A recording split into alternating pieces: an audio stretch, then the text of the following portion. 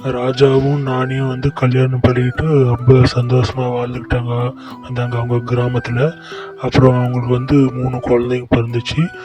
பொண்ணு பேர் சாம், 2வது பொண்ணு பேர் சாய், 3வது பையன் பேர் வந்து விஜய். அவங்க அவங்க கிராமத்தில் வந்து விவசாயம் பார்த்துக்கிட்டு கொஞ்சம் சந்தோஷமாக இருந்தாங்க.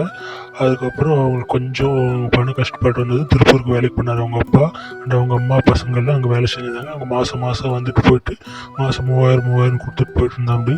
அவங்க அம்மா அவங்க பிள்ளைங்களை வச்சு விவசாயம் பார்த்துட்டு இருந்தாங்க அவங்க நிலத்தில்.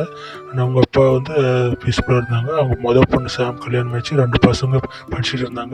அது 15 வருஷம் கழிச்சு வயசானதும் வீட்டுக்கு வந்துட்டு அப்படியே அவங்க பையனுக்கு வேலை கிடச்சிச்சு. வீடு கட்ட ஆரம்பிச்சு அப்படியே அவங்க பொண்ணுக்கு வந்து 2வது பொண்ணு கல்யாணம் ஆகிடுச்சு. அவங்க அதுக்கு முன்னாடி வந்து ஹக் பண்ணிட்டு அனுப்பிவிட்றாங்க. அவங்க அப்பா நிறைய ட்ரக் ஆல்கஹால் அடிக்ட் ஆகிட்டு அப்படி அவரால் கண்ட்ரோல் பண்ண முடியல. அதனால் வீட்டில் திருட ஆரம்பித்தார். அது தெரிஞ்சுதான் அவங்க பையனுக்கு அம்மாவுக்குள்ள சண்டை. அவருக்கு கோவப்பட்டு வீட்டுக்கிட்டு வெளியே வந்துட்டார். இவங்க 2 பேரும் கன்வின்ஸ் பண்ணி கூப்பிட்டு போயிட்டு வந்துட்டுருக்காங்க.